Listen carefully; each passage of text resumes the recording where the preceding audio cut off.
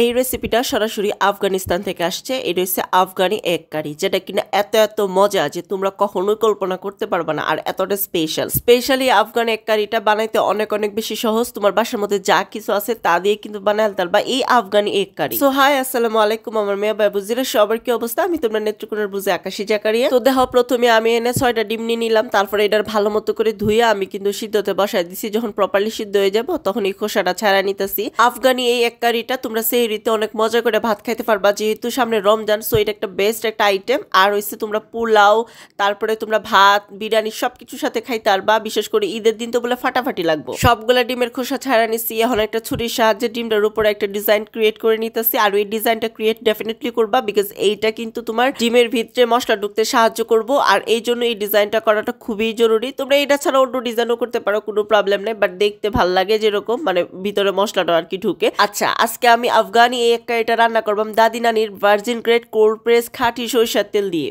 একদম দেশি সরিষা দানা থেকে কিন্তু এই খাঁটি সরিষার তেলটা তৈরি করা হয়। দাদি নানির এই খাঁটি সরিষার তেলটা তোমরা কাদের মাঠে পেয়ে যাবা। উপরে আমি পেজটা ট্যাগ করে দিচ্ছি, সরাসরি তোমরা ওখান থেকে অর্ডার করতে পারো। শুধুমাত্র সরিষার তেল না, আরো অনেক কিছু ওখানে পেয়ে যাবা। অল্প একটু হলুদ, লবণ, মরিচ দিয়ে আর ডিমগুলারে প্রথমে একটু হালকা মেরিনেট করে তারপরে কিন্তু দেখো ভাইজা নিলাম। এরপরে ওই তেলের মধ্যে পেঁয়াজ কুচি দিয়ে দিলাম। এই পেঁয়াজটারে অল্প কিছুক্ষণ তেলের উপর ভাইজা তারপরে আদা রসুন বাটা দিয়ে দিলাম 1 চামচ করে, দিয়ে দিলাম 1 টেবিল চামচ পেঁয়াজ বাটা।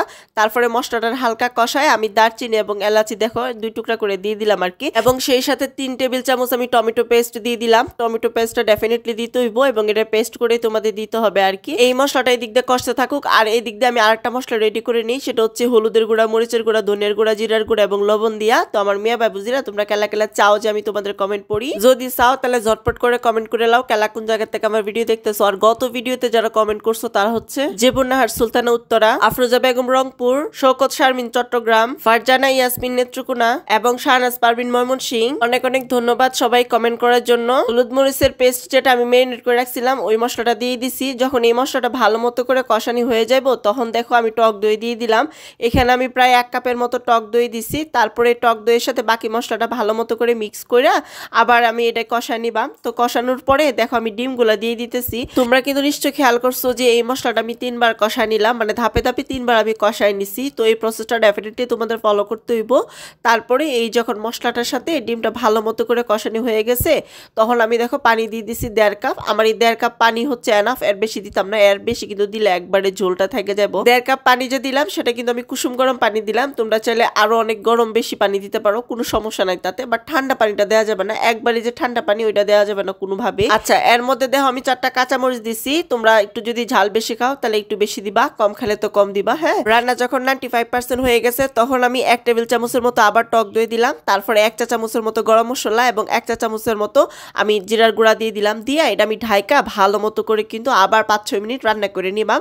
আর উপর দিয়ে দেখো আমি বিলাতি ধনিয়া পাতা ছিটাই দিতেছি। তোমরা চাইলে নর্মাল ধনিয়া পাতা যেটা সেটা দিতে পারো, অর্থাৎ না দিলেও প্রবলেম নেই। আমার মেয়া ভাই বুঝেরা, এই স্পেশাল আফগানি এগ কারিটা যদি তোমরা ভালো লাগে তাহলে যদি চাও যে এটা অন্যজনের দিয়ে হোক সি হোক তাহলে শেয়ার করে দিবা। সেই সাথে আমার পেজটাতে ফলো দিবা, আমার চ্যানেলটা সাবস্ক্রাইব করবা।